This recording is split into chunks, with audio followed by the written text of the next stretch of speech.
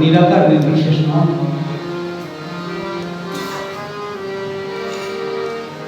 निर्विशेषवादी मायावादी बुद्धि महाप्रभु सुखादि सुखम বিচারে চূর্ণ বিচূর্ণ হয়ে গিয়েছিল বলেন কৃষ্ণ জীবন হরি কৃষ্ণ জ্ঞান কখনা করিবা, যার দিনে দশরকম অবস্থা হয় তাকে তুমি ব্রহ্ম বলতে পারো না, তাকে তুমি ভগবান বলতে পারো না, আবার ভগবান ছাড়াও না। এই জন্য মহাপ্রভু যে বেদান্তের সিদ্ধান্ত কেবলাদ্বৈতবাদী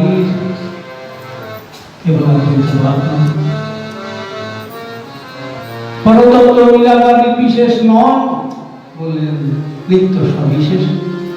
অহোভাগ্যম অহোভাগ্যন্নত গোপর্যপুষাং জন্মিতম পরমানন্দম পূর্ণম ব্রহ্ম সনাতন। এই পূর্ণ ব্রহ্ম সনাতন তো অদ্বিতীয় পরমেশ্বর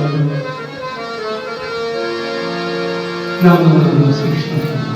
ব্রহ্মসংহিতা অনুদ্ধৃতি দিয়ে মহাপ্রভু বললেন ঈশ্বর পরমেশ্বর। কৃষ্ণ পরমেশ্বর। কেন পরমেশ্বর? তিনি ঈশ্বর পরমেশ্বর, তাই পরমেশ্বর। তার আকারটা, তার শ্রীমূর্তিটি সচ্চিদানন্দ বিগ্রহ। সর্বোত্তম চিন্তার আনন্দ সুখরূপম গুরুপাদ বলতেন আর মজা করা হচ্ছে তার শ্রীমূর্তিটা। তুমি যদি সে আনন্দকে আশ্রয় করো তোমার নিরানন্দ যাবে না। All unhappiness will be removed if I and we take shelter.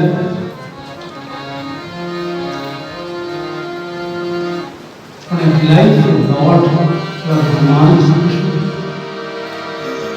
So, Anand, Sudhita বললেন আনন্দ প্রভাত বলতে আনন্দ দিয়ে গড়া হচ্ছে তার স্মৃতিটা। আনন্দ কথা বলতে পারে, আনন্দ একটা কথার কথা নয়। আনন্দ অপ্রাকৃত ব্যক্তি, অপ্রাকৃত বস্তু।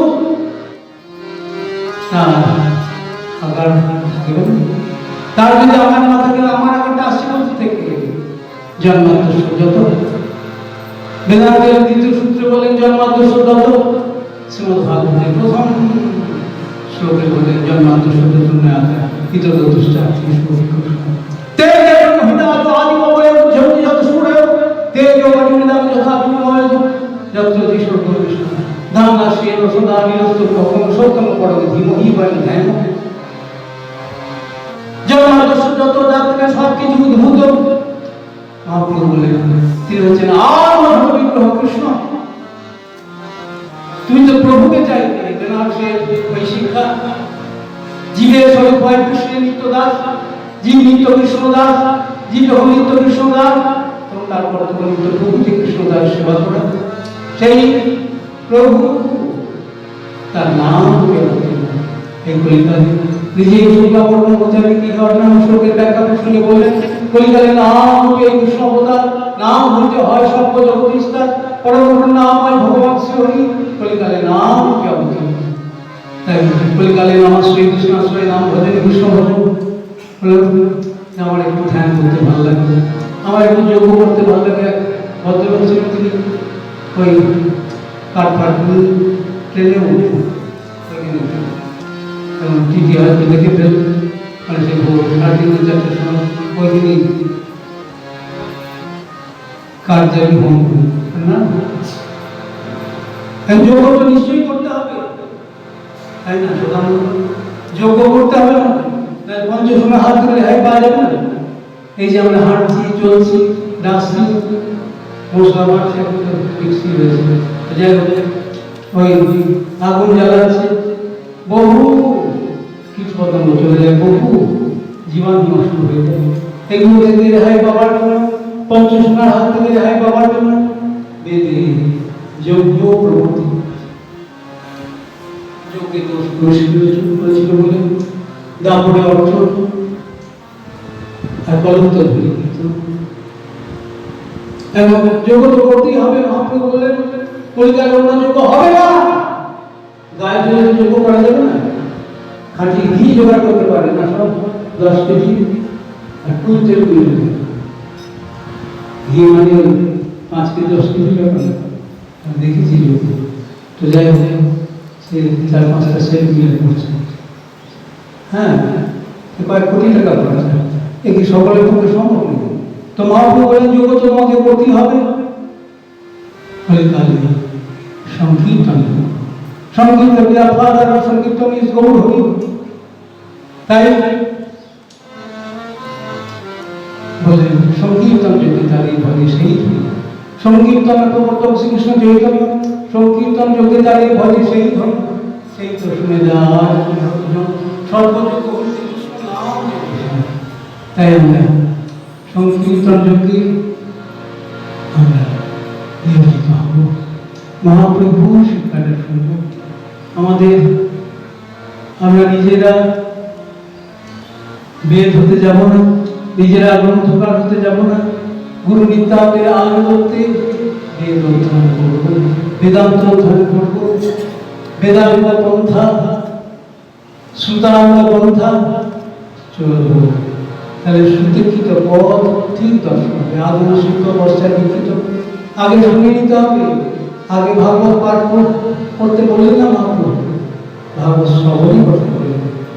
সাধু শোনো নাম কীর্তন ভাগবত ওই শ্রী চৈতন্য গৌতদাবী অধ্যায়ে সনাতন শিক্ষায় বলেন ভাগবত শ্রবণ আদৌ শ্রুত আগে শুনে নিতে হবে। ভক্ত ভাগবতের কাছে বসে ভাগবত কথা শুনতে হবে। ভক্ত সাধু সঙ্গে যদি আমরা ভাগবত কথা শুনি তাহলে শোক ভয় চিরতরে অবগত হবে।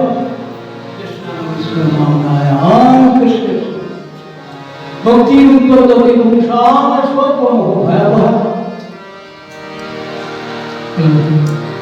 এখানে থাকতে গেলে আমরা না চাইলেও শোক মোহ ভয় দ্বারা জর্জরিত হয়ে যায়। বলে এটা যাবে কি করে? ওই ভাগবতাদি শাস্ত্র, ভাগবতাদি শাস্ত্র শুনলেই হবে। নীতি ভাগবতের কাছে ভক্ত ভাগবতের সঙ্গে বসে ভাগবত, তাহলে ঠিক ভাগবতার্থ জানা যাবে। এই জন্য মহাপ্রভু আসল ভক্ত ছিল বৈষ্ণবী। এখন তো আশ্রমগুলি চৈতন্য চরণে, চৈতন্যের ভক্ত হয়ে নিত্য বড় সঙ্গ, তবে তো জানি না সিদ্ধান্ত। সিদ্ধান্ত সমুদ্রে জাতীয় বস্তু এই জগতের সাগরে পাড়াচর পারে তল হয়তো ডুবুরি পাঠিয়ে তলটাও খুঁজে পারে। তো মহাপ্রভু রূপপ্রভুকে যে শিক্ষা দিয়েছিলেন ওই প্রয়াগে আনাবাদে পারাপার শূন্য গভীর মুক্তির সুসিদ্ধ তোমার চাখাইতে তার বহিয়া গিয়া। দেখো রূপ ভক্তির সমুদ্রে এপার নাই ওপার নাই, তল হতে পাওয়া যাবে না। তোমার চাখাইতে তোমাকে একটু চাখাবার জন্য বললাম, সবই সবই কিন্তু পারাপার শূন্য। তাই আমি সংক্ষেপে আলোচনা করব আজকে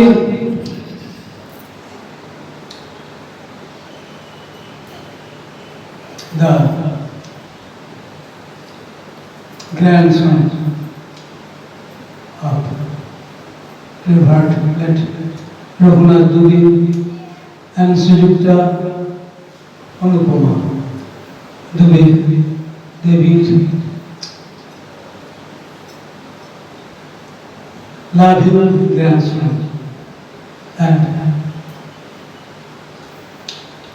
most favorite son of Sujukta Kaushik Dubey and Sujukta Megha Dubey.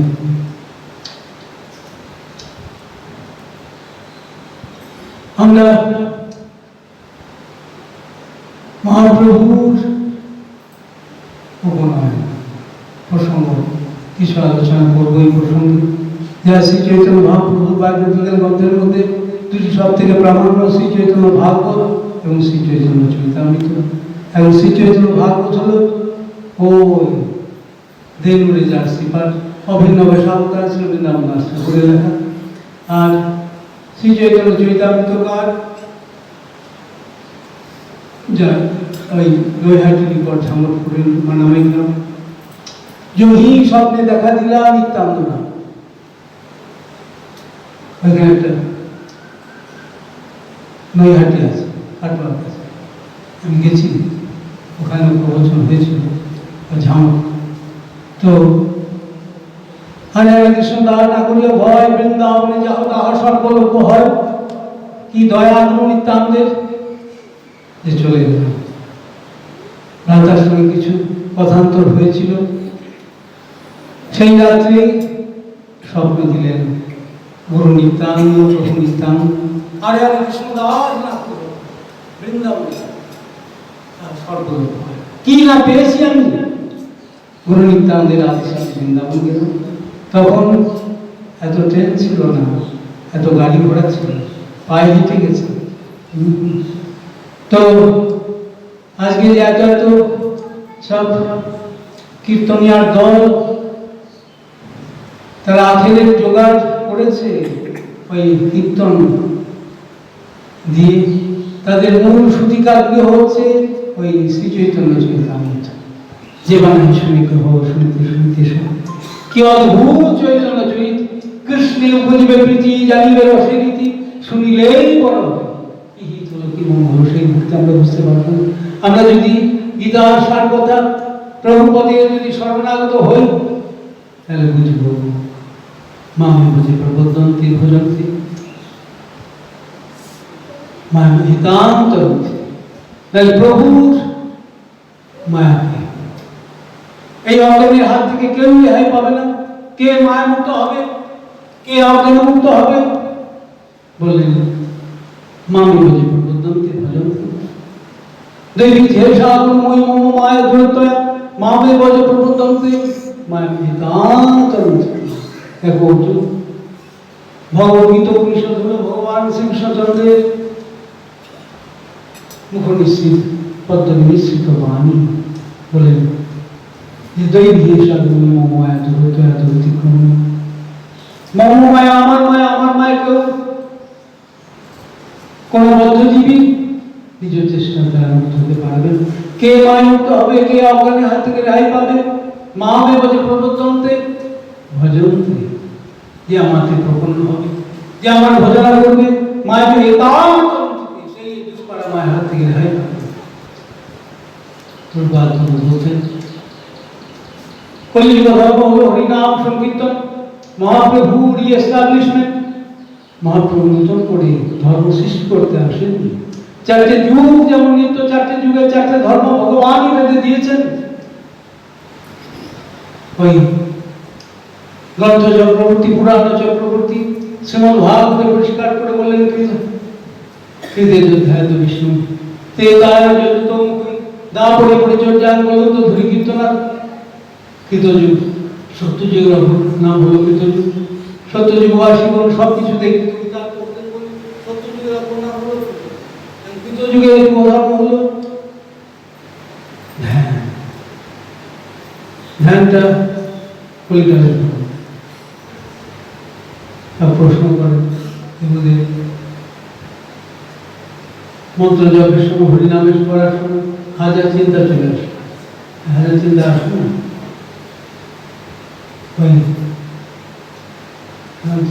চিন্তাটা তো কলিকালের কোথাও না। তো চিন্তা ধ্যান সত্যযুগের কথা। ধ্যানে দোষ পরিষ্কার ছিল বলে যোগটা যে কথা বলছিলাম কলিকালের যুগ ধর্ম। অর্চন বা পূজা কৃততে দাদা পরশু ধ্যান যোজন পূজা দিবি যত শুনতে তৎকলৌ কৃষ্ণ কীর্তা কৃষ্ণ পুরাণে নারায়ণ সংহিতাতে বলেন যা পর্যজন বিষ্ণু পঞ্চরাত্রিষ্ণ কে বলি কলৌ তু নাম মাত্রে অপূজ্যতে ভগবান হরি। ওই সত্যযুগে ধ্যান করে, তেরা যুগে যজ্ঞ করে এবং দাপকে অর্চন বা পূজা করে তত্ত্বযুগ আশীবন যা ফল পেয়েছেন তৎকলৌ কৃষ্ণ কীর্তন। কলিযুগ আশীবন এক হরিনাম সংকীর্তনের দ্বারাই সেই ফল লাভ করবেন। আমাদের পূর্বপুরুষ ঠাকুর তিনি কৃষ্ণ সিদ্ধ পার্শ্ব বললেন তার থেকেও বেশি ফল পাবেন, কারণ এই কলিকালে শ্রী চৈতন্য মহাপ্রভু এসেছিলেন, স্বয়ং গৌর হরি এসেছিলেন, যিনি রাধা গোবিন্দ মিলিত তরু, যিনি সাক্ষাৎ Krishna. Shri Chaitanya Mahaprabhu Krishna himself, he did not say about social service, but said the service of Lord, that is chanting the name of God, chanting Hare Krishna, chanting the happy. তাই গুরুপাল পদ্মী পণ্ডিত জ্যোতি বলতেন যে আমাদের গাইড দরকার, গাইড হবেন গুরু নিত্যানন্দ। গুরুবান করতে যদি আমাদের নাম ভজন না হয়, গুরুবান করতে যদি অনুশীলন না হয়, সুষ্ঠু অনুশীলন হবে না, সুষ্ঠু ভজন হবে না।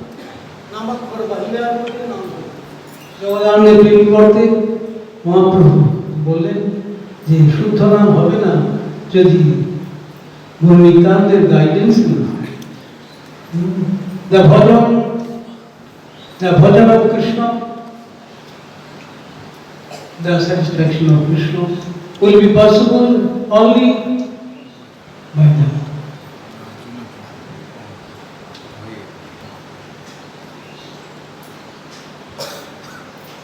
bhajan of Krishna, only by the bhajan of the name of Krishna, which is guided by Guru Nityananda should be done. And Guru Nityanandকে আমাদের গাইড করতে হবে। নিতাই চাঁদ, নিতাই চাঁদ কি জয়, এটি নিতাই চাঁদের স্থান, এটি রার ভূমি। রার মাঝে এক জায়গা নামে আছে গ্রাম, যহি অবতীর্ণ নিত্যানন্দ প্রোগ্রাম। মহাপ্রভুর আদেশে নিতাই চাঁদ এই বঙ্গভূমিতে সনাতন ধর্ম, বৈষ্ণব ধর্ম, একদা জৈব ধর্ম প্রচার করেছিলেন। বলে আমরা দুজনে যদি নিরাচলে থেকে যাই তো এইসব অধঃপতিত জীবকে কেউ থাকবে না, যা হোক। তাই আদেশ করলেন যা হোক বহু দেশে অনর্গল প্রেম ভক্তি করা প্রচারে এই প্রভু নির্দেশ করে আজ্ঞা পালন চলে। সুরধুনি তীরে তীরে ওই রাম ভবনে চলে আসছেন। 3 মাস ছিলেন, সব ভুলে গেছেন, সব দাদু গোপাল সঙ্গে রয়েছেন। ধৈর্য পড়ে আচ্ছা, ওখানে এমন ঈশিতার প্রকাশ করেছেন যে সব ক্ষুধা তৃষ্ণা ভুলে গেছে, সব নিতাই চাঁদকে থেকে ভুলে গেছে। তার মনটাও সব হাজার হাতির মন কতটা। তো রূপাতুল বলতেন এখন গামা পারবেনের বলে অজ্ঞানের হাতে পাওয়া যাবে না, মায়ের মতো হওয়া যাবে না। এর জন্য পেতে হবে গুরু নিত্যানন্দের বল, সর্বশক্তির বল, চির বল।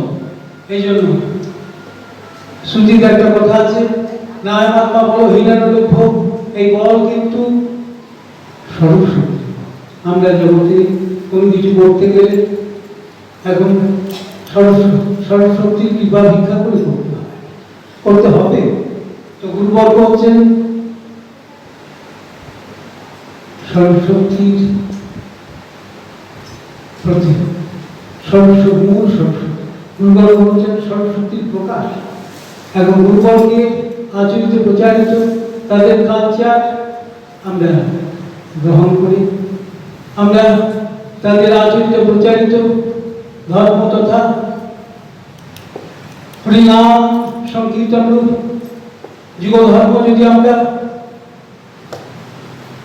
অনুশীলন করি, যদি আমরা ভজন করি, গুরু নিত্যানন্দের আনুগত্যে, গুরুবানুগত্যে যদি আমাদের ভজন হয়, এই ভজনে প্রভু সুখ হবে, প্রভু সুখ হলে ভিন্ন আমারও সুখ হবে। তাই মহাপ্রভু নিজে আচরণ করে কি ভিক্ষা করতে হয় সাধুগুরুর কাছে, নিজেই গায়ে হাতে, নিজে জগৎগুরু হয়েও গুরুকরণে আবশ্যকতা দেখালেন ওই ঈশ্বর বিবাদের কাছে ভিক্ষা গ্রহণের কি প্রার্থনা করতে হবে সেটাও শিখিয়ে দিলেন। সংসার সমুদ্র হইতে উদ্ধার করি, এই আমি দেহ সমর্পিলাম তোমারে, কৃষ্ণ পান আমি দর্শন পান আমারে করাও তুমি এই চাহিদা। হে প্রভু মোরে উদ্ধার করো, হে আমি জানি না ভজন, আমি জানি না ভজন, আমি জানি না ভজন, আমি জানি না ভজন, আমি জানি না ভজন, আমি জানি না ভজন, আমার করো মোরে উদ্ধার করো, মোরে উদ্ধার করো, মোরে উদ্ধার করো, মোরে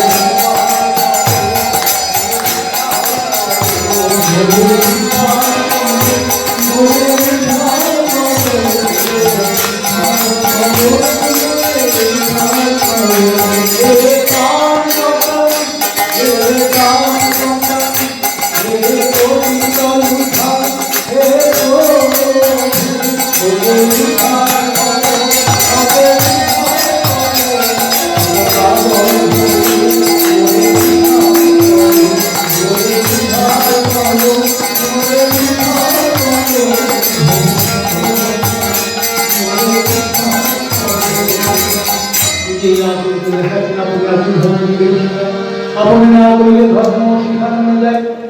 তাই মহাপ্রভুর লীলা শ্রী চৈতন্য চরিতামৃত আদি অষ্টম অধ্যায় মহাপ্রভুর শিশু নিমায়ের উপনয়ন লীলা যোগবিদ গ্রহণ লীলা বর্ণিত হয়েছে। তো এখন যোগবিদ আজকের অনুষ্ঠান, এখন ব্রহ্ম দ্বিজত্ব প্রাপ্ত হবে না যদি সাত্বত সৃষ্টিত্ব, যদি উপবিদ কর্মবেদ তথা উপবিদ গ্রহণ যদি না হয়, যদি যোগসূত্র গ্রহণ না হয়,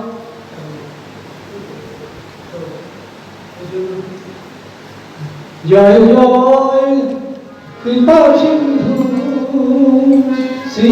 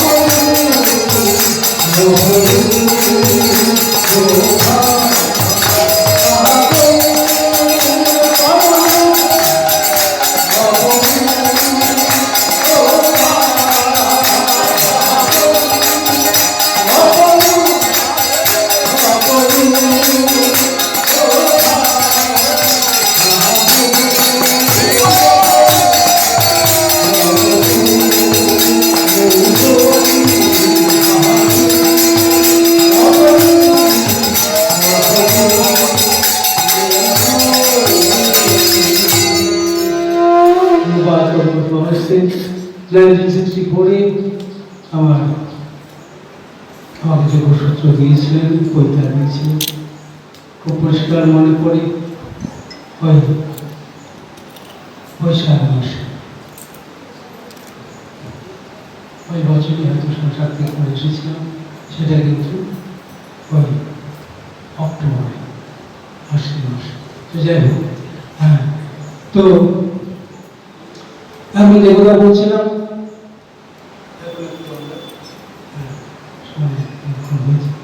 তো এখন ঈশ্বরের গণি সংখ্যা বন্ধুরা আমাকে আমরা প্রভুর নাম সংকীর্তন করে তারপরে সাত্বত সিদ্ধ বৈদিক বিধান অনুযায়ী শ্রীমৎ মহাপ্রভুর পার্শ্বদ ভক্ত গোপাল ভট্ট গোস্বামীরা সৎক্রিয়া সার বিদ্যা গ্রন্থানুসারে আজকে বৈদিক সেবা ইত্যাদি হবে, উপনাম ইত্যাদি হবে। আমাদের ব্রাহ্মণ তদুপরি বৈষ্ণব শ্রীমান গোবিন্দ দাস বন্দ্যোপাধ্যায় গুরু নিত্যানন্দের আনুগত্যে সংকল্প রূপ সেবা কার্য এবং বৈদিক বিধান অনুযায়ী সৎক্রিয়া সার্বিকানুসারেণ বৈষ্ণব বিধানী শ্রীমান আয়ুষ্মান দেবীর বৈষ্ণব ভোগ ইত্যাদি সবকিছুই সুসম্পন্ন করবে। তাই আমরা গুরু নিত্যানন্দের বন্দনামকে সংক্ষেপে কিছু কীর্তন করি, হরিনাম সংকীর্তন করি। বৈষ্ণব ভবানী কার্য শুরু করব। প্রথমে গুরু নিত্যানন্দের বন্দনা। বন্দে গুরু পাদ বন্দে গুরু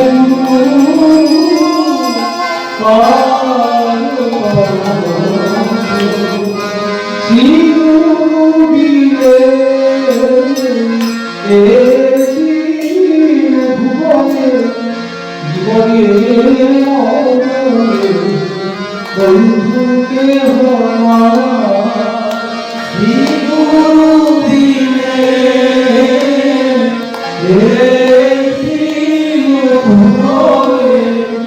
জীবনে বন্ধুকে